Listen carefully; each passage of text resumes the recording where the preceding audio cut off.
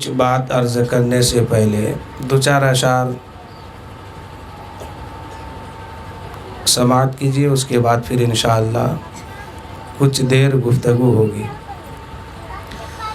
پہلے سب کو ایک بار محبت سے کہیے سبحان اللہ۔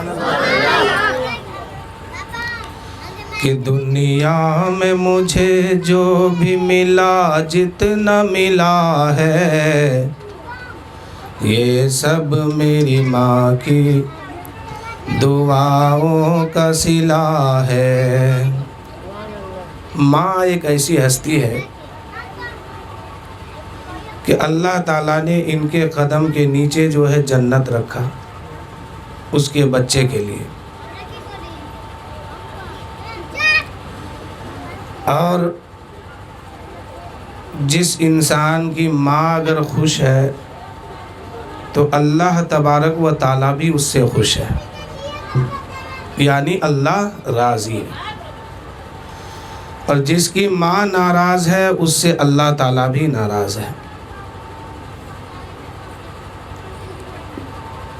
کیا سمجھے کہ اللہ کو اگر راضی کرنا چاہتے ہو، اللہ کو اگر منانا چاہتے ہو تو پہلے ماں کو خوش کرو۔ اگر ماں آپ سے خوش ہوگی تو انشاءاللہ اللہ تعالیٰ بھی راضی ہوگا۔ اللہ فرماتا ہے خدا کی رضا، ماں کی رضا میں خدا کی رضا ہے۔ اللہ کہتا ہے میرے بندے، اگر تو مجھے راضی کرنا چاہتا ہے تو پہلے اپنی ماں کو راضی کر۔ آج دیکھیے گا لوگ عبادت کرنے کا تو کر لیتے ہیں،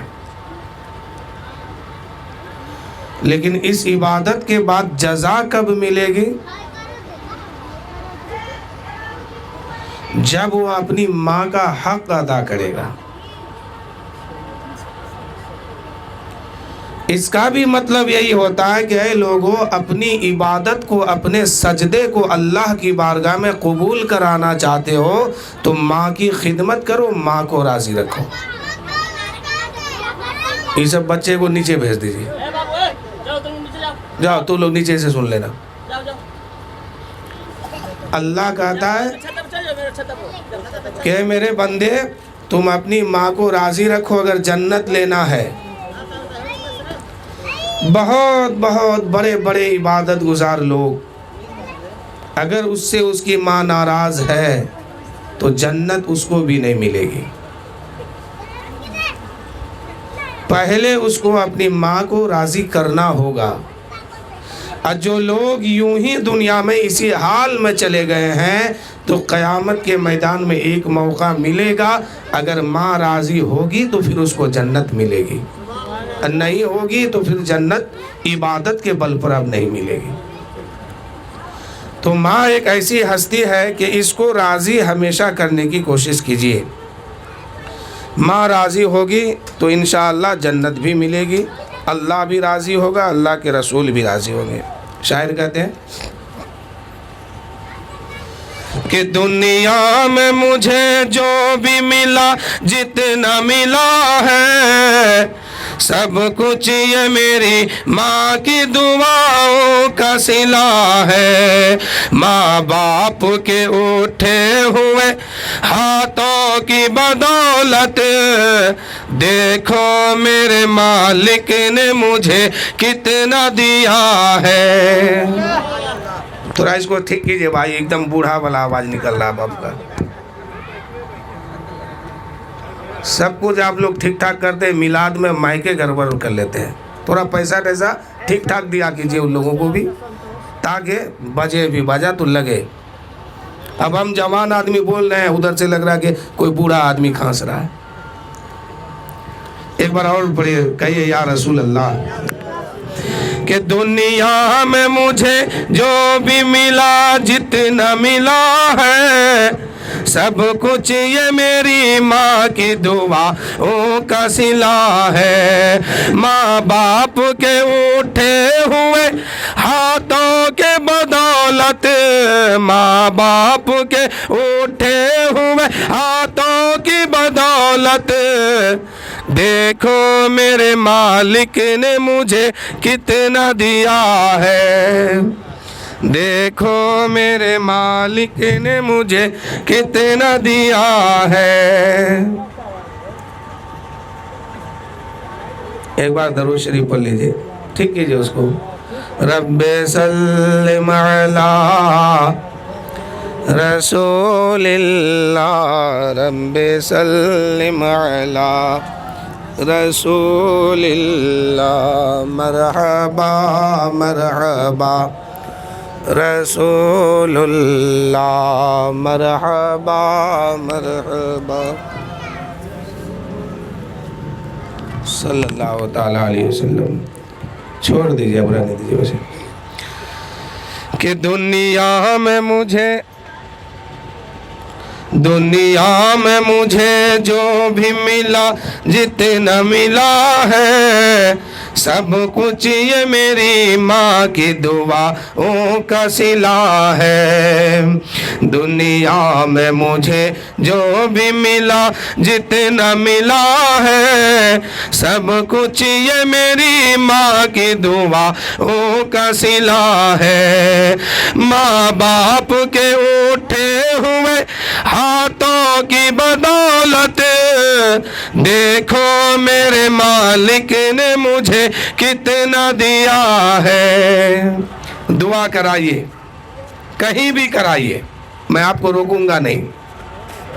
مسجد کے امام سے کرائیے، مدرسے کے مفتی سے کرائیے، خانقاہ کے پیر سے کرائیے، اور لوگوں سے کرائیے، کہیں بھی آپ دعا کرائیے، لیکن اس کی کوئی سند نہیں ہے کہ قبول ہوگی۔ لیکن ماں ایک ایسی ہستی ہے کہ اگر دل کھول کے دعا کر دیتی ہے تو اللہ تعالیٰ اس دعا کو قبول فرماتا ہے۔ ماں کی دعا بچوں کے حق میں باب اجابت کے دروازہ کھٹکھٹا دیتی ہے۔ اس لیے آپ کہیں بھی دعا کرائیے، اس سے مجھے کوئی اعتراض نہیں ہے، لیکن سب سے پہلے اپنی ماں کا پیر دبائیے، ماں کا تلوا دبا کے کہیے کہ اے میری ماں، میں آپ کا ہاتھ چوم رہا ہوں، آپ کا قدم چوم رہا ہوں، آپ میرے لیے دل سے اپنے رب کی بارگاہ میں دعا کر دیجئے۔ اگر ماں دل سے دعا کر دے گی تو انشاءاللہ وہ دعا اللہ کی بارگاہ میں قبولیت کا درجہ حاصل کر لے گی۔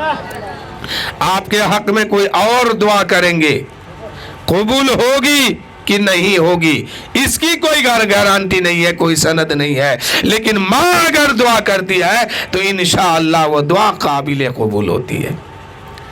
اب اس کا مطلب یہ نہیں کہ آپ کہیں نہیں کرائیے گا، سب جگہ کرائیے۔ اللہ تعالیٰ کہاں آپ کی دعا قبول فرمائے آپ کے حق میں، لیکن سب سے پہلے اس بات پر دھیان رکھیے گا کہ دعا کرانے سے پہلے اپنے گھر کی ماں کو دیکھیے کہ آپ کی ماں آپ سے راضی ہے کہ نہیں ہے۔ اگر ماں راضی نہیں ہے تو آپ دعا کہیں بھی کرائیے، آپ کے حق میں دعا قبول نہیں ہوگی۔ اور اللہ کہتا ہے کہ میرے بندے، اگر مجھے خوش کرنا ہے، مجھے منانا ہے، تو پہلے اپنی ماں کو مناؤ، تب میری بارگاہ میں آؤ۔ کہ دنیا میں مجھے جو بھی ملا، جتنا ملا ہے، سب کچھ یہ میری ماں کی دعاؤں کا صلہ ہے۔ ماں باپ کے اٹھے ہوئے ہاتھوں کی بدولت، دیکھو میرے مالک نے مجھے کتنا دیا ہے۔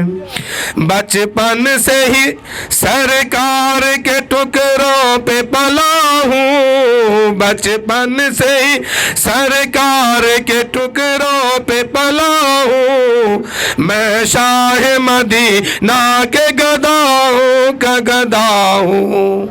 آج جو ہم لوگ کھا رہے ہیں، پی رہے ہیں، یہ میرے نبی کا صدقہ ہے،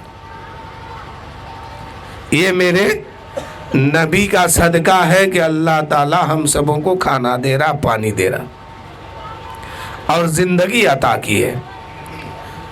اور اللہ نے پوری کائنات کو جو بنایا وہ اپنے حبیب کے صدقے میں بنایا۔ خدا کہتا ہے کہ میرے محبوب اگر میں تجھے نہ بناتا تو میں کسی کو نہیں بناتا، نہ زمین نہ آسمان، نہ چاند نہ ستارے، نہ انسان نہ جنات نہ جانور نہ پرندے، میں کسی کو نہیں بناتا، سب تیرے صدقے میں بنایا ہوں۔ تو اللہ نے بنایا، زندگی دی، پھر پلٹ کر کے ہم کو اسی جگہ پہ جانا ہے جہاں سے ہم کو بھیجا گیا ہے۔ دنیا میں ہم آئے ہیں، اس سے پہلے عالم ارواح میں تھے، اس کے بعد باپ کے پشت میں آئے، اس کے بعد ماں کی شکم میں آئے، پھر دنیا میں آئے، اب ہم جائیں گے قبر میں۔ جائیے گا نا؟ اب بچنا بھی چاہیے گا تو بچ نہیں سکتے، اب جانا ہی پڑے گا۔ یہ ایسا سسٹم ہے کہ جس بیٹے سے آپ حد سے زیادہ محبت کرتے ہیں یہی آپ کو دفنائے گا۔ سسٹم بنایا گیا ہے، ایک طریقہ ہے کہ ایک دن موت آئے گی، قبر کی دنیا میں ہم جائیں گے لیکن ختم نہیں ہوں گے۔ پھر ایک دن ہم قبر سے باہر نکلیں گے، میدان معاشر میں پہنچیں گے، جس کو قیامت کا دن کہتے ہیں۔ وہ قیامت کا دن آئے گا، قیامت قائم ہوگی، میدان حشر میں ہم جمع کیے جائیں گے۔ اس وقت اللہ کی بارگاہ میں ہمیں حساب دینا ہوگا۔ پھر جو جہاں ٹھکانہ ہوگا، عمل ٹھیک ہے تو جنت میں، عمل گڑبڑ ہے تو دوزخ میں، لیکن ختم اب نہیں ہونا ہے، کبھی ختم نہیں ہونا ہے۔ ہم جہاں سے پلٹ کے آئے تھے پھر اسی طرف سفر کریں گے، یعنی پھر قیامت کے دن ہمیں اسی جگہ بھیجا جائے گا۔ اگر عمل ٹھیک ہوگا تو جنت کے طرف جائیں گے، عمل گڑبڑ ہوا تو پھر کہیں اور جگہ جانا ہوگا۔ اس لیے ہر بندہ اپنے عمل پر دھیان دیجئے کہ ہمارا عمل ٹھیک ہے کہ نہیں ہے۔ سب کو اپنے عمل پر غور کرنا ہے۔ تو اللہ نے ہم سب کو جو زندگی دی وہ کس لیے؟ رسول پاک کے صدقے میں۔ تو ہم لوگ کھا رہے ہیں، کس کا صدقہ ہے؟ یہ رسول پاک کا ہے۔ شاعر کہتے ہیں کہ بچپن سے ہی سرکار کے ٹکڑوں پہ پلا ہوں، میں شاہ مدینہ کے گداؤں کا گدا ہوں، دنیا میں مجھے جو بھی ملا جتنا ملا ہے، سب کچھ یہ میری ماں کے دعاؤں کا صلہ ہے، دنیا میں مجھے جو بھی ملا جتنا ملا ہے، سب کچھ یہ میری ماں کی دعاؤں کا صلہ ہے۔ اب یہ نہیں بولے گا، اب ہم اکیلے بولیں گے، اس کو چھوڑیے، اس کا پھیرا ہی چھوڑیے۔ درود شریف پڑھیے، اللہم صلی علی سیدنا شفیعنا حبیبنا مولانا محمد مادن الجود والکرم بارک وسلم، صلو علیہ صلاۃ و سلام علیک یا رسول اللہ صلی اللہ تعالیٰ علیہ وسلم۔ 2-3 اشعار اور سماعت کیجئے، اس کے بعد پھر میں اپنی گفتگو شروع کروں گا۔ کہ شہر محبت جہاں مصطفیٰ ہے، وہیں گھر بنانے کو جی چاہتا ہے۔ حاجی لوگ جب حج کرنے جاتے ہیں نا، گھر سے بہت خوش ہو کر کے وہ نکلتے ہیں۔ کیوں؟ وہ پورے رشتہ داروں کو جمع کرتے ہیں، اڑوس پڑوس کے لوگوں کو جمع کرتے ہیں، اپنے خاندان کو جمع کرتے ہیں اور اعلان کرتے ہیں کہ ہم وہاں جاتے ہیں، ہم وہاں جانے کی تیاری کیے ہیں جن کے صدقے میں اللہ نے پوری کائنات کو بنایا۔ لوگوں دعا کرنا کہ ہمارے حج جو ہے اللہ کی بارگاہ میں قبولیت کا درجہ حاصل کر لے۔ حج کر کے کہاں جاتے ہیں؟ پھر روضے رسول کا دیدار کرنے کے لیے۔ اللہ کے رسول نے فرمایا جو میرے روضے کو دیکھ لے گا ایمان کی حالت میں وہ جنت میں جائے گا۔ اب حاجی حج کر لیے، اب حاجی مدینہ پہنچے ہیں، روضے رسول کی زیارت کر رہے ہیں۔ 1 دن 2 دن 3 دن 4 دن 5 دن گزرتا ہے، 10 دن گزرتا ہے، وقت مقررہ مکمل ہو جاتا ہے۔ اس کے بعد وہاں کی حکومت کہنے لگتی ہے کہ اے لوگو اب چلو اپنے وطن واپس ہو جاؤ، اس لیے کہ تم جتنا دن کہہ کر کے آیا تھا تمہارا دن مقرر ہو گیا ہے، تمہارا وقت پورا ہو گیا ہے، اب یہاں سے تمہیں جانا پڑے گا۔ اب حاجی کیا کرتے ہیں؟ رونے لگتے ہیں۔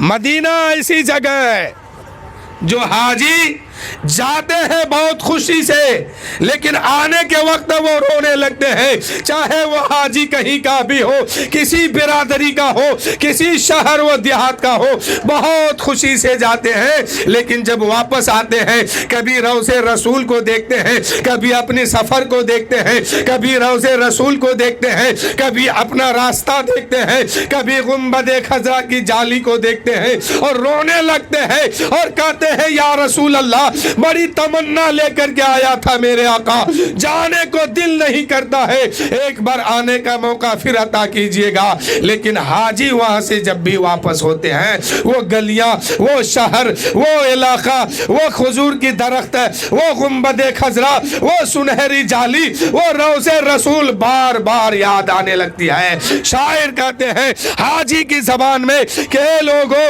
मैं अपना दिल जो है वहीं छोड़ के आ गया हूँ। आला हजरत कहते हैं हमें ऐ रज़ा तेरे दिल का पता चला बमुश्किल, दरे रौज़े के मुकाबिल उन्हें मैंने पाया। यूं ना पूछिए कि क्यों पाया, कैसे पाया, हमें ऐ रज़ा तेरे दिल का पता चला बमुश्किल, दरे रौज़े के मुकाबिल उन्हें हमने पाया। अरे ऐ खुदा के बंदो, कोई मेरे दिल को तो ढूंढो, अभी पास था खुदाया, अभी क्या हुआ खुदा जाने, हमें ऐ रज़ा तेरे दिल का पता चला बमुश्किल, दरे रौज़े के मुकाबिल उन्हें हमने पाया। यूं ना पूछिए कि कैसे पाया। और आगे कहते हैं कि जानो दिल होशो खिरत सब मदीने जा पहुंचे, तुम नहीं चलते रज़ा सारा तो सामान गया। सारे हाजी जो है आते हैं तो अपना दिल वहीं छोड़ के आते हैं, अपना दिल जो है वहीं छोड़ के आते हैं, अपना जिस्म लेके वापस आते हैं, लेकिन सारी यादें वहीं की मौजूद है दिल में। शायर कहते हैं वो शहर मोहब्बत जहाँ मुस्तफ़ा है, वही घर बनाने को जी चाहता है। वो शहर मोहब्बत जहाँ मुस्तफ़ा है, वही घर बनाने को जी चाहता है। वो सोने से कंकर चांदी सी माटी नजर में बसाने को दी चाहता है। वो सोने से कंकर चांदी सी माटी नजर में बसाने को जी चाहता है। और इस शेर को देखिए कि वो सोने से कंकर चांदी सी माटी वहीं घर बनाने को जी चाहता है।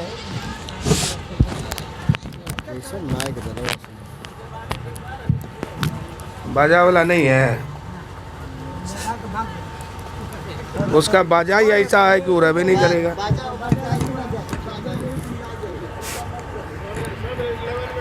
Hello hello hello hello hello मालूम है हेलो हेलो अब हट कर रही है। हेलो हेलो दरूद शरीफ पढ़िए, अल्लाहुम्मा सल्ली अला सय्यिदिना शफीना हबीबना मौलाना। शहरे मोहब्बत जहाँ मुस्तफ़ा है, वहीं घर बनाने को जी चाहता है। वो सोने से कंकर चांदी सी माटी नजर में बसाने को जी चाहता है। और इस शेर को देखिए, जो पूछा नबी ने कि कुछ घर भी छोड़ा, تو صدیق اکبر کے ہونٹوں پہ آیا، وہاں مال و دولت کی کیا حیثیت ہے، جہاں جا لٹانے کو جی چاہتا ہے، وہاں مال و دولت کی کیا حیثیت ہے، جہاں جا لٹانے کو جی چاہتا ہے۔ اور اس شعر کو دیکھیے کہ جہاد محبت کی آواز گونجی، کہا حنظلہ نے دلہن سے اپنی، جہاد محبت کی آواز گونجی، کہا حنظلہ نے دلہن سے اپنی، اجازت اگر دو تو جام شہادت لبوں سے لگانے کو جی چاہتا ہے، اجازت اگر دو، اس کو مت چھوئے، اس میں کچھ نہیں ہے، اجازت اگر دو تو جام شہادت لبوں سے لگانے کو جی چاہتا ہے، کہ جہاد محبت کی آواز گونجی، کہا حنظلہ نے دلہن سے اپنی، کہ اجازت اگر دو تو جام شہادت لبوں سے لگانے کو جی چاہتا ہے۔ درود شریف پڑھیے، اللہم صلی علی سفینا ابینا مولانا محمد معدن الجود والکرم بارک وسلم، صلو علیہ صلاۃ و سلام علیک یا رسول اللہ صلی اللہ تعالیٰ علیہ وسلم۔ اللہ تعالیٰ قرآن مقدس میں فرمایا، الا بذکر اللہ تطمئن القلوب، بے شک اللہ کی یاد دل کی غذا ہے۔ ہر انسان کے اندر ایک دل ہوتا ہے، ایک گوشت کا لوتھڑا ہے جس کو دل کہا گیا، اسی دل میں پوری دنیا سمائی ہوئی ہے۔ اللہ تعالیٰ کہتا ہے کہ اے میرے بندے، اگر تمہیں سکون چاہیے تو تمہارے اندر جو دل ہے، اس دل کو اس کی غذا دے دو، اس دل کو اس کا خوراک دے دو، اس کا کھانا پانی دے دو۔ اب دل کی غذا کیا ہے؟ اور یہ دل جب تک مطمئن نہیں ہوتا ہے، سکون نہیں حاصل کر لیتا ہے، تب تک جو ہے یہ دل کبھی سکون نہیں رہتا ہے۔ جب تک اس کو سکون حاصل نہیں ہوتا ہے، تب تک جو ہے پورا جسم بے چینی کے ساتھ گزارتا ہے۔ بڑے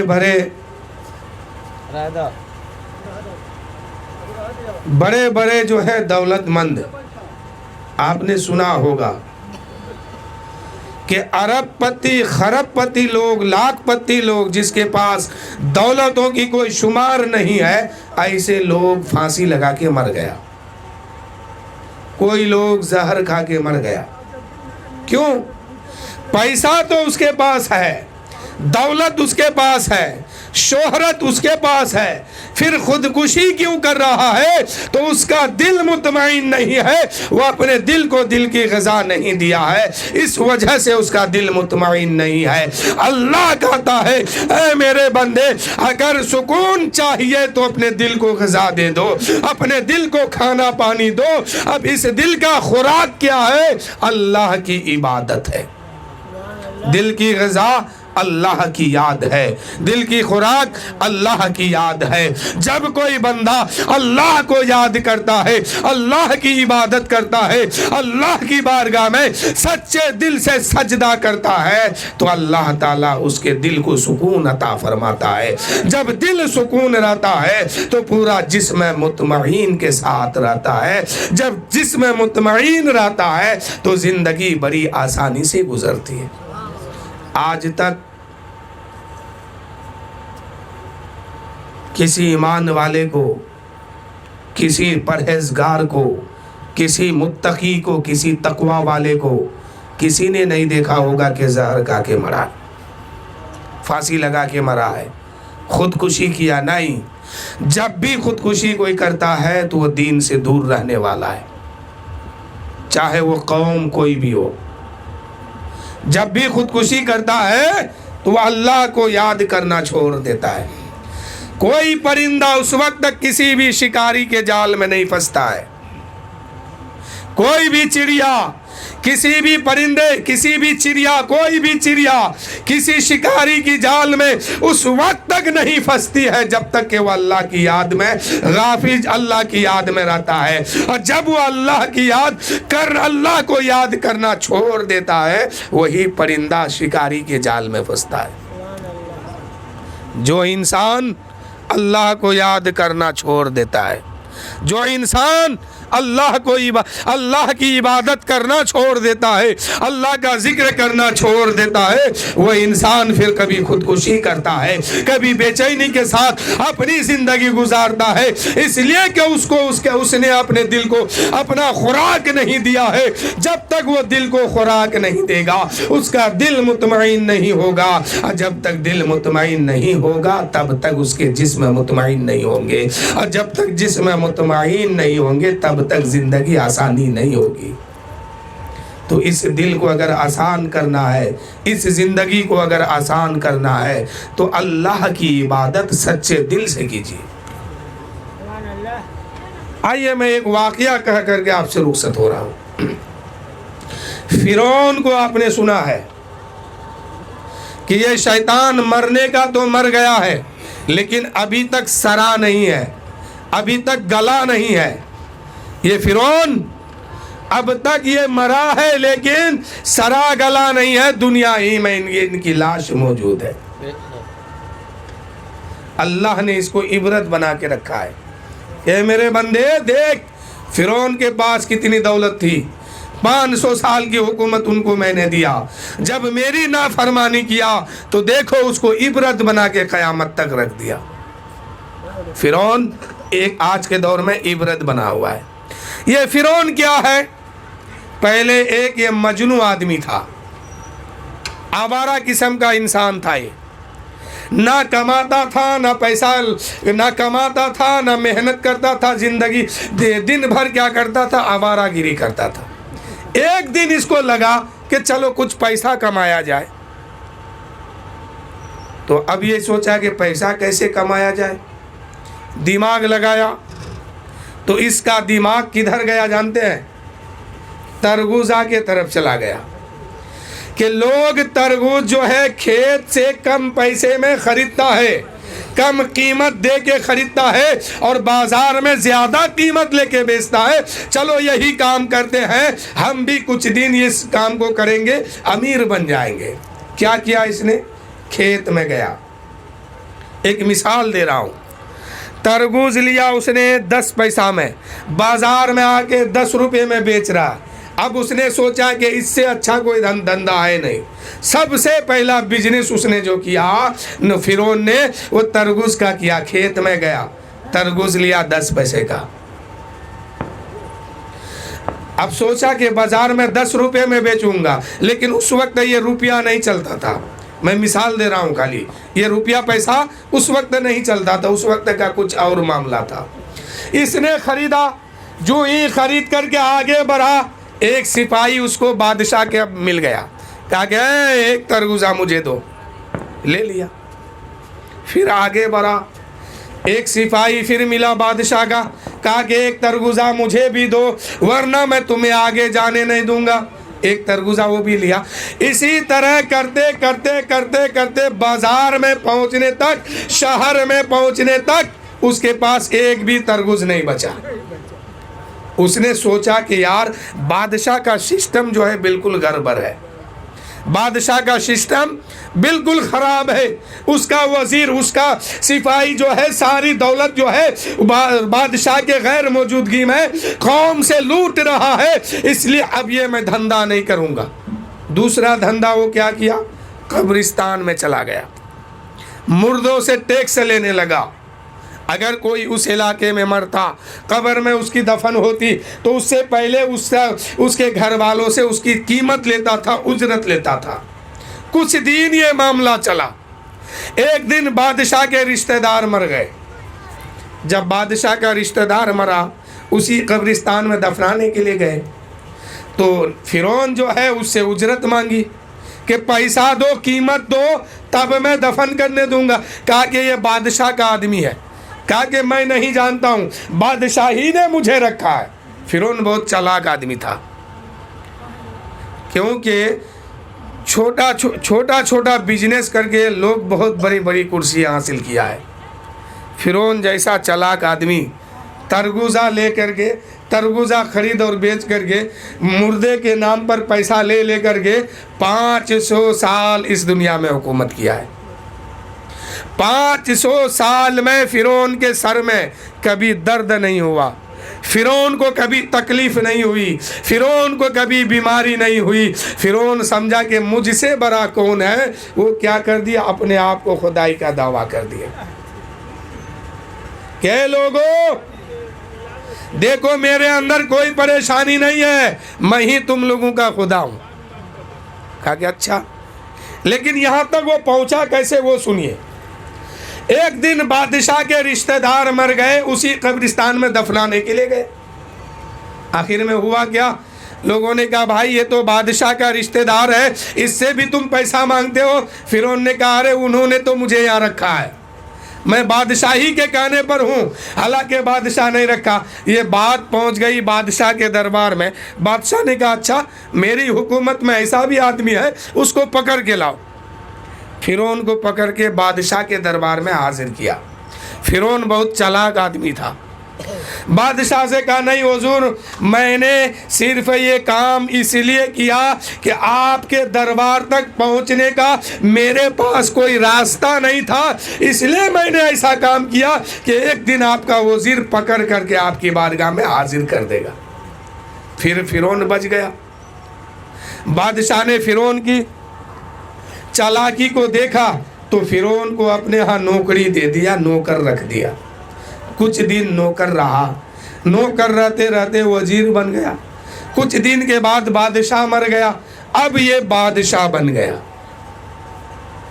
अब ये बादशाह बन गया। इसलिए मैं कहता हूँ कम अकल लोगों को अगर हुकूमत दोगे तो हालात यही होगा। हमारे साहबाए कराम अक्लमंद लोगों को हुकूमत देते थे। फारूक आज़म को, उस्मान गनी को, मौला अली को, हज़रत सिद्दीक़ अकबर रदी अल्लाह ताला अन्हु को हुकूमत दी तो हज़रत सिद्दीक़ अकबर भूखा रह करके बैतुल माल की हिफाजत की और गरीबों को खाना खिलाया। साहबा ने जब हुकूमत हज़रत उमर फारूक को दी तो हज़रत उमर फारूक ने एक दूध बेचने वाली की बेटी को अपने घर का बहू बनाते हैं। जो बादशाह का बेटा एक दूध बेचने वाली की बेटी को शादी करके लाते हैं। जब हज़रत उमर को हुकूमत दिया गया तो हज़रत उमर जो है झाड़ू लगा लगा करके लोगों के पेट को भरा करते थे। हज़रत उस्मान को दिया गया तो सदाकत का पैकर बन करके लोगों के पेट भरते थे। हज़रत अली को दिया गया तो मजदूरी कर करके लोगों के पेट भरते थे। ऐसे ऐसे अभी के दौर में आज भी अगर सच्चे लोगों के हाथ में हुकूमत चले जाए तो उनकी हुकूमत में कोई भूखा नहीं मरेगा। हज़रत उमर का कानून है कह लोगों, जिसके इलाके में अगर कोई कुत्ता भी भूखा मर जाता है तो उस इलाके के वजीर का हाथ पैर काट लिया जाए। وہ عمر عدالت پر بیٹھے ہیں، انصاف میں بیٹھے ہیں اور اعلان کیے ہیں بغداد کی حکومت جس کے ہاتھ میں دیے ہیں، وہاں کی سلطنت جس کو وزیر بنایا ہے، جس کو حکومت دیا ہے، اعلان کرتے ہیں اگر بغداد کے نہر کے کنارے پر اگر کوئی کتا بھوکا مر گیا تو اے وزیر سنو، تمہارا ہاتھ کاٹ لیا جائے گا۔ اسلام کہتا ہے جس کی حکومت میں اگر غریب بھوکا مرتا ہے یا کوئی چور چوری کرتا ہے تو چور کو سزا بعد میں دو، پہلے وہاں کے حاکموں کے ہاتھ کاٹ لو۔ اس لیے کہ اگر حاکم دھیان دیتا تو یہ چوری نہیں کرتا۔ بہرحال بات بہت آگے بڑھ جائے گی۔ فرعون کیا کیا؟ حکومت کی کرسی پر بیٹھا، 500 سال تک حکومت کی، کبھی اس کو درد نہیں ہوا، تکلیف نہیں ہوئی، کوئی بیماری تک نہیں لگی۔ اس نے سمجھا کہ میں ہی سب سے بڑا خدا ہوں، اپنے آپ کو کہہ دیا اے لوگو مجھے خدا مانو۔ جو مانتا تھا وہ بچ جاتا تھا، جو نہیں مانتا اس کو قتل کر دیا جاتا۔ ایک دن فرعون جو ہے رات میں سویا، خواب کیا دیکھتا ہے کہ ایک ستارہ، ایک تارا نکلتا ہے جو بہت روشن ہوتا ہے۔ فرعون اس خواب کو دیکھنے کے بعد بیدار ہوا تو لوگوں سے پوچھتا ہے کہ اس خواب کی تعبیر کیا ہے۔ دیکھو کتنا بڑا نالائق ہے، اپنے آپ کو خدا کہتا ہے اور اس نے جو خواب دیکھا اس کی تعبیر اس کو خود نہیں معلوم ہے۔ اس نے جو دیکھا اس کا معنی مطلب خود ہی نہیں معلوم، اور پھر بھی اپنے آپ کو خدا کہتا ہے۔ لوگوں سے پوچھتا ہے، ایک نجومی کو پوچھا کہ بتا کہ میں نے اس خواب کو دیکھا، اس کی تعبیر کیا ہے؟ تو اس نے تعبیر بتائی کہ تمہاری حکومت میں ایک بچہ ایسا پیدا ہوگا جو تمہاری سلطنت کو پلٹ کے رکھ دے گا، تم تباہ و برباد ہو جاؤ گے۔ اب فرعون نے کیا کیا؟ اس وقت اس دن سے لے کے ہر دن سارے بچوں کو قتل کروا دیا۔ بنی اسرائیل کے جتنے بیٹے پیدا ہوتے تھے سب کو قتل کروا دیا، اور جتنے بیٹے ماں کے پیٹ میں تھا،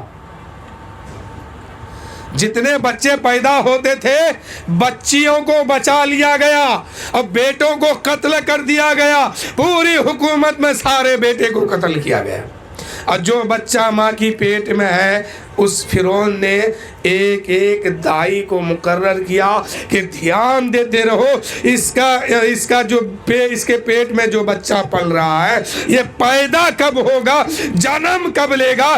اگر بیٹا ہوگا تو اس کو قتل کر دینا، اگر بیٹی ہوگی تو اس کو بچا لینا۔ جتنی عورتیں حمل سے تھی اس دور میں ساری عورتوں کے ساتھ ایک عورت لگا دی اور کہہ دیا گیا کہ 24 گھنٹہ اس پہ نظر رکھنا، اگر بچہ پیدا ہو گیا اور بیٹا ہوا اور اگر بچ گیا اس بچے کو بعد میں قتل کروں گا، پہلے تمہیں قتل کروں گا۔ یہ شرط لگا دی، ہر عورت کے ساتھ ایک عورت، ہر عورت کے ساتھ ایک عورت، جس کے ہاں بچہ پیدا ہو، اگر بیٹی ہو اس کو بچا لیا جاتا تھا، بیٹا ہو تو اس کو قتل کر دیا جاتا تھا۔ کئی سال تک یہ معاملہ چلا۔ حضرت موسیٰ علیہ السلام اپنی ماں کے شکم میں، اور ان کی ماں کے ساتھ فرعون نے جس دائی کو منتخب کیا تھا کہ نظر رکھنا اس عورت پر کہ اگر اس کا بیٹا ہوگا اس کو ذبح کر کے میری بارگاہ میں لانا، اور اگر بیٹی ہو تو اس کو چھوڑ دینا، اور اگر نہ کیے تو تمہیں قتل کیا جائے گا۔ یہ شرط لگا کے حضرت موسیٰ کی ماں کے ساتھ ایک دائی کو لگایا گیا۔ اتفاق سے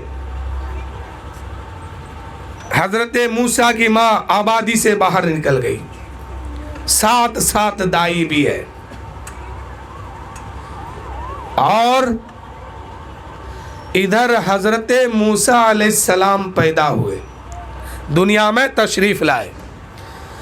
اب دائی دیکھ رہی ہے کہ موسیٰ کی ماں کے جو بیٹا پیدا ہوا ہے یہ موسیٰ علیہ السلام جو ہے بہت خوبصورت ہے۔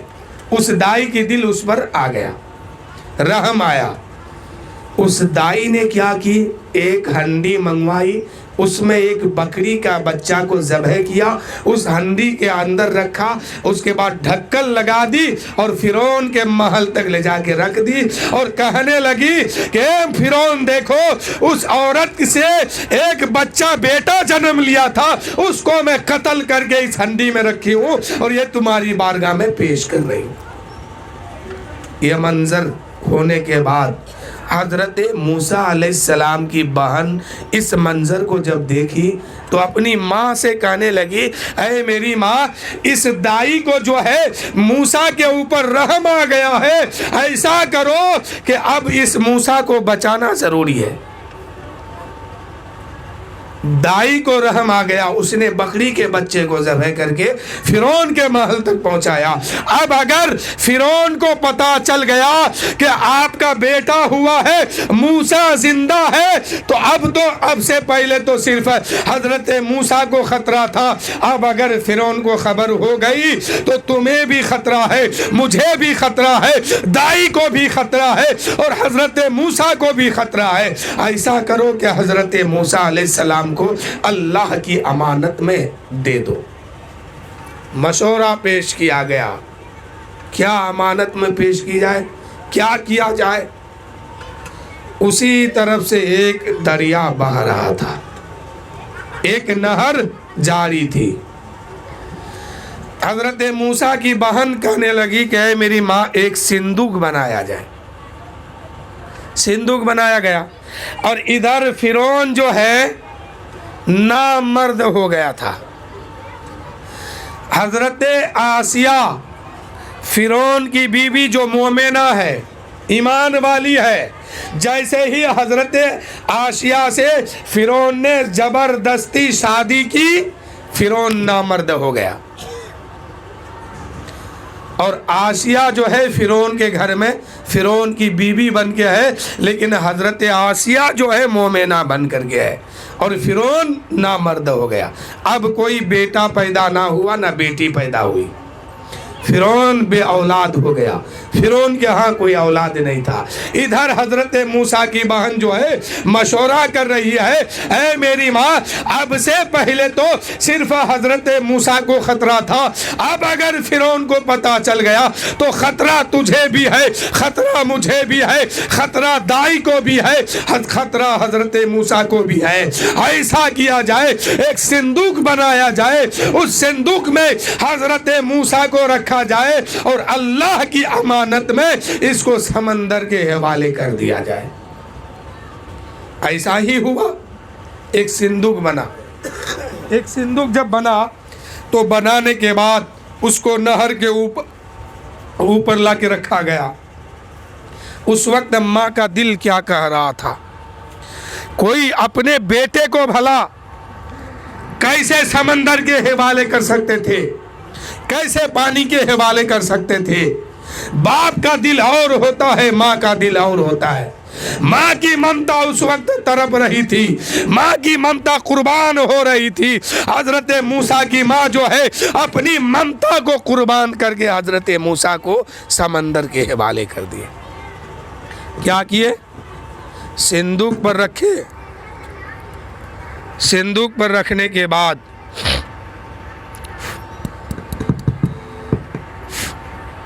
ہلو ہلو ہلو چھوڑ دیجیے نا، وہاں کہاں گوگٹ گاڑی کر رہے ہیں۔ حضرت موسیٰ علیہ السلام کو صندوق میں رکھ کر کے دریا کے اوپر رکھ دی اور اللہ کی بارگاہ میں نظر اٹھائی آسمان کے طرف، اللہ کی بارگاہ میں عرض کرتی ہے، اے پاک پروردگار، میں اپنا بیٹا تیری امان میں دے رہا ہوں، تجھے امانت دے رہا ہوں، اس کی حفاظت فرمانا، مولا موسیٰ تیرے امان میں ہے۔ یہ کہہ کر کے صندوق میں رکھی اور رکھنے کے بعد صندوق کو پانی کے حوالے کر دی۔ اب صندوق بارہ باتیں باتیں کئی دن کے بعد اس جگہ میں پہنچا صندوق جہاں سے ایک نہر نکل کر کے उस दरिया से एक नहर निकल के फिरौन के महल से होते हुए गुजरता था और फिरौन को उसका पानी पिलाता था। उसी दरिया से वह नहर निकला। जब उसके करीब पहुंचा तो अल्लाह के तरफ से हुक्म हुआ, ऐ फरिश्तों, इस सिंदूक को उस नहर के तरफ मोड़ दो जो नहर फिरौन के महल तक जाता है। फरिश्तों ने अर्ज की, मौला, इसी मूसा के लिए तो करोड़ों बच्चों को कत्ल किया गया, इसी मूसा के लिए तो फिरौन ने अपनी सल्तनत के सारे बच्चों को कत्ल कर दिया है। जहां तक उसकी हुकूमत है वहां तक के सारे बेटों को कत्ल किया गया। अगर मूसा को उधर किया गया तो फिरौन जो है मूसा को भी कत्ल कर देगा।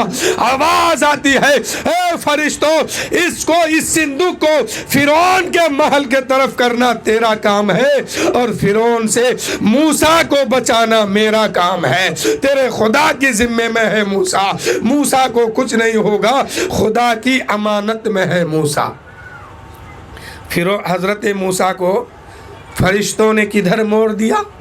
जो नहर फिरौन के महल से होके निकलता था उधर ही कर दिया। अब जो है हजरत मूसा सिंदूक के अंदर फिरौन के महल के तरफ जा रहा है। गोया दुनिया को बता रहे हैं, ऐ दुनिया वालों, देखो आज मैं सफर जो कर रहा हूं फिरौन के महल के तरफ जा रहा हूं। गोया ये बता रहे थे, ऐ दुनिया वालों, देखो फिरौन को मैं घर में घुस करके मारूंगा, फिरौन को घर में घुस करके कत्ल करूंगा।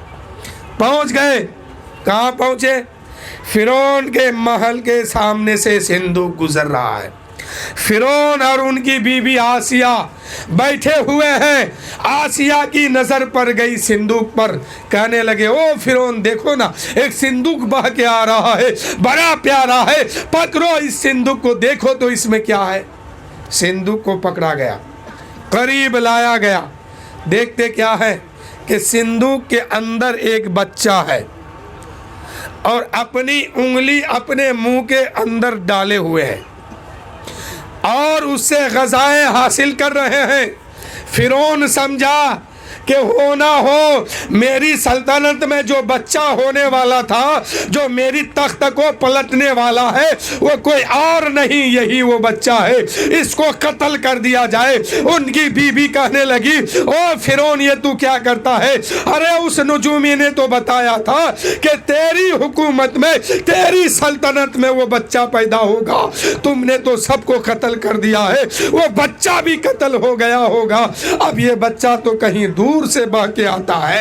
ऐसा करो, मेरे पास तो कोई बच्चा नहीं है, तुम बे औलाद हो और तुम अपने आप को बादशाह कहलाते हो, लोग क्या कहेंगे कि बादशाह हो के बे औलाद है, इसलिए इस बच्चे को रख लो अपने पास, हम इनको अपना बेटा बना के रखेंगे, इसको पालेंगे, इसकी परवरिश करेंगे। हजरत आसिया हजरत मूसा को अपनी गोद में ले लिए, इसकी परवरिश करने लगे। अब दूध पिलाने की बारी आई। हजरत मूसा की परवरिश कहाँ हो रही है?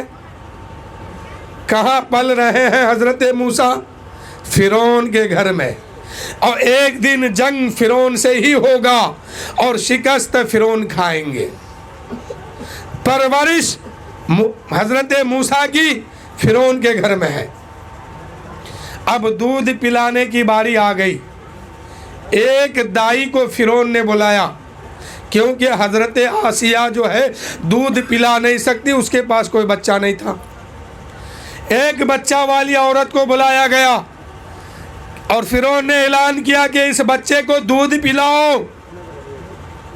जो ही हजरत मूसा को दूध पीने के लिए वो औरत अपने गोद में ली, हजरत मूसा अपने मुंह को फेर लेते हैं, दूध नहीं पीते। दूसरे को लाया गया, तीसरे को लाया गया, हजरत मूसा किसी की दूध नहीं पीते। गोया हजरत मूसा चंद घंटे के हैं لیکن نبی کو پتا ہے کہ مشرکہ کون ہے مومنہ کون ہے. کسی مشرکہ کی دودھ جو ہے کوئی نبی نہیں پی رہے ہیں, حضرت موسیٰ نہیں پی رہے ہیں. ایک عورت دودھ پلانے آتی ہے, 2 آتی ہے, 3 آتی ہے. اسی طرح جو ہے فرعون کے محل میں جتنی دائیں تھی سب کے سب آتی ہے, لیکن حضرت موسیٰ کسی کی دودھ نہیں پی رہے. وہیں پر حضرت موسیٰ کی بہن تھی, فرعون کے محل میں حضرت موسیٰ کی بہن تھی. بہن کہنے لگی, او فرعون, میں ایک ایسی پاکیزہ عورت کو جانتی ہوں, مجھے یقین ہے کہ اگر وہ عورت آئے گی اور حضرت موسیٰ اگر وہ عورت آئے گی اور اس بچے کو دودھ پلائے گی تو یہ بچہ یقیناً وہ دودھ پی لے گا.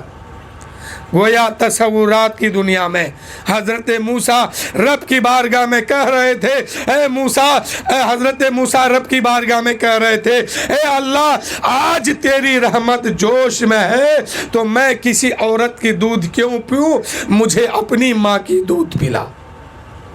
حضرت موسیٰ کی بہن کہنے لگے, اے فرعون, میں جانتی ہوں اس عورت کو, اگر میں اس کو بلا دوں تو مجھے یقین ہے وہ پاکیزہ عورت ہے, اس کی دودھ جو ہے یہ بچہ پی لے گا.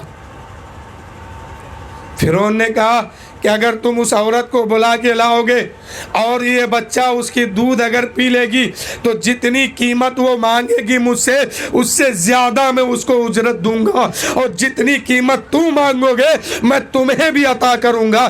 جلدی جاؤ اس عورت کو بلا کے لاؤ. اس لیے کہ حضرت موسیٰ کو حضرت آسیہ نے گود میں لی ہے. اب فرعون کو لگا کہ جلدی اس کو دودھ پلایا جائے. اب بہن کو, اس کی بہن حضرت موسیٰ کی بہن کو بھیجا گیا. ماں کے پاس حضرت موسیٰ پہنچی, حضرت موسیٰ کی بہن پہنچی, جا کے کہنے لگی, میری ماں, جس سے ڈرتے تھے وہی ہو گیا. ماں کہنے لگی, بیٹی کیا ہوا؟